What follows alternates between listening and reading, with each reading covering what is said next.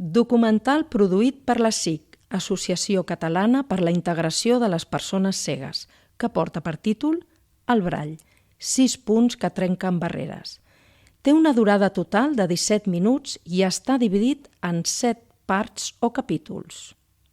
Audiodescripció dels recursos visuals que acompanyen el capítol 6 titulat El Brall al nostre dia a dia, més enllà de la lectura i la integració laboral.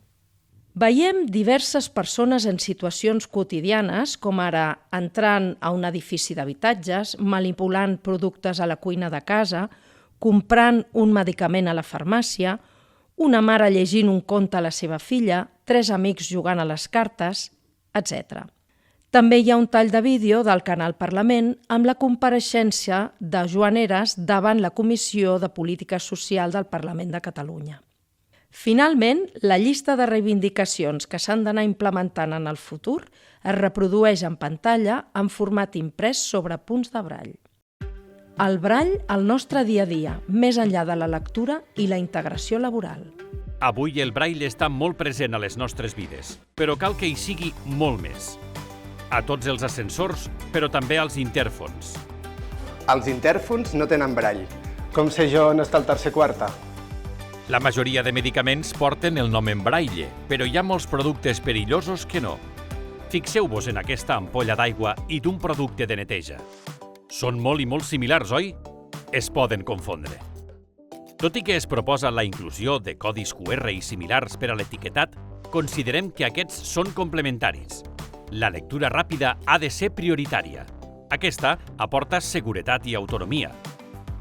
Hi ha contes inclusius amb brall, tinta i textures i colors que serveixen perquè els nens amb discapacitat visual els gaudeixin i també perquè els pares i mares amb discapacitat visual els puguem llegir als nostres fills encara que ells hi vegin, però n'hi ha pocs, massa pocs. Hi ha jocs de cartes o de taula que permeten que les persones cegues i les que hi veuen juguin juntes, però també hi ha poca oferta. En alguns museus i monuments tenim materials accessibles que inclouen cartells o materials i mòduls tàctils en braille, però igualment són encara molt pocs. És important que els museus tinguin peces tàctils i molta informació en braille. Esperem que la celebració dels 200 anys de la creació d'aquest codi de lectura que ens permet accedir a la informació i la cultura serveixi perquè la seva presència sigui més viva. Tall de vídeo del canal Parlament, quan el 2004 en Joan Heras va comparèixer en nom de la SIC davant la Comissió de Política Social del Parlament.